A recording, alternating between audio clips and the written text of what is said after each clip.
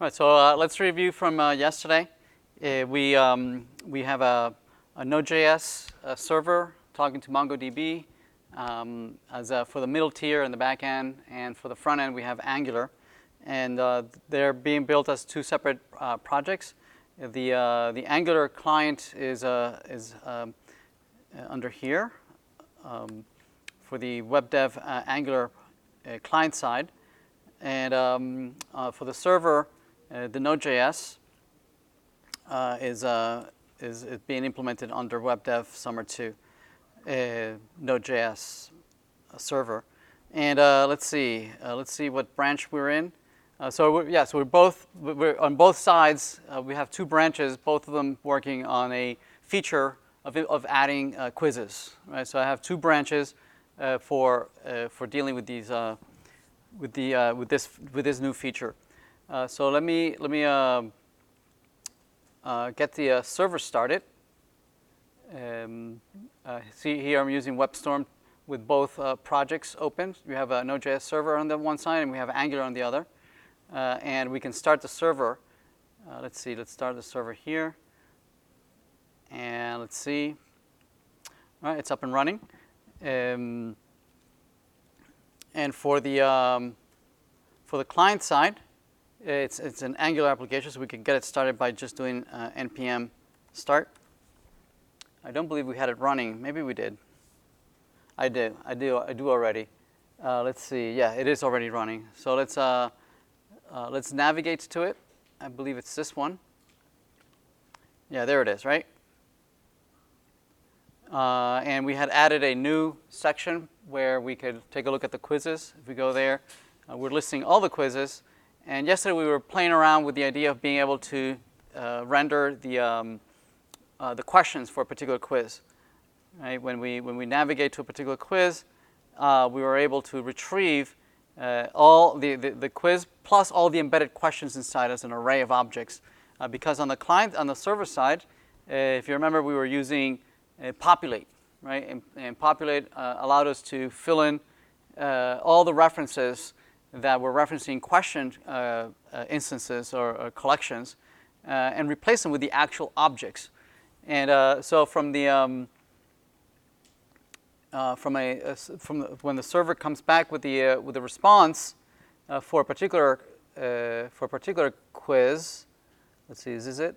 Yeah, for a particular quiz, we were able to include as part of the questions the actual objects for those questions, right? And we accomplished that by adding populate on the server, right? So if we go back to where we retrieve a particular quiz, find quiz by ID, and which is using the quiz model, and it's implemented here.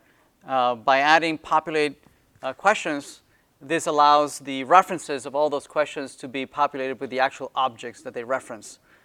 Okay, and so that's great, right? This is the closest that you can get to in MongoDB to a join. Right? We have two records, right, that we need to join together. And there's a parent-child relationship where you have the parent having an array of references to all its children. It's a little bit backwards how you would implement it using a relational database, right? In a relational database, it would be the children who have foreign keys back to the parent, right? Here, it's completely backwards. It is the parent who has an array of references to all the children, right? Which is a little more intuitive than how we think about it in object-oriented development. Right? This is how we would implement it from scratch, and that's how it's being stored. Nevertheless, we could have implemented it the other way. Right, where the questions do reference the parent, right, and there we wouldn't have needed the use of populate, because we would have retrieve all the questions whose parent, and we know the ID. Right, then there's no need for populate in that case. This is when you're going from a parent down to a child, but not necessarily from a child back to its parent. All right, let's see for the schemas. We had implemented two different schemas, one for the questions and one for the quiz. The quiz being having references to to all the questions. Here it is. Here's the array of all the questions, referencing this schema for the questions. So each question, has a title, points, descriptions, and also the type of question. Plus some data specific to each type of question, right? So if it was a multiple choice question, here we have a placeholder for all those choices that are available. If it were a fill in the blanks, we perhaps would need perhaps what blanks do we want, right? How do we want to render the blanks? We would need that too. For true false, probably the description is enough. Probably we'll need to know, for true false, we need to know whether the actual answer should be true or false, right? So we'll probably need that so that we can compare it and grade this question a little later. For essay, probably we'll need the correct answer, right? That presumably you're going to type something and it's going to be compared against what this is. Probably not. Probably essay questions are meant to be graded by a human being. Presumably they're supposed to be reading this and grading you on it, as opposed to automatically grading you. So it might be a pattern match. Maybe you could put like a regular expression to see if whatever you pass in matches the response. Anyway, I think yesterday we took a look at choices. For choices, that was so that we can render on the client multiple choice questions, right? For instance, all these choices come from these choices, this array of strings of text, value, and correct. So that's a render from there. The blanks, we haven't looked at the blank. This is a little more advanced. We'll play around with that a little bit.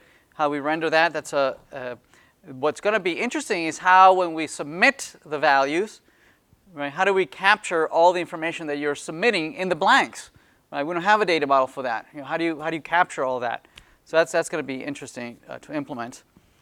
What else? For true false, we were able to do that. Oh, I thought we didn't fix this to be mutually exclusive. I think we did mutual exclusion for these, right? For the multiple choice. So we worked on that. So we'll need to fix that for the true false. So all right, let's perhaps finish up multiple choice. Let's fix up maybe the true false, and then we'll play around a little bit with fill in the blanks, and that we'll call it a day with Angular. Okay. All right. So let's take a look at being able to capture responses from users for different types of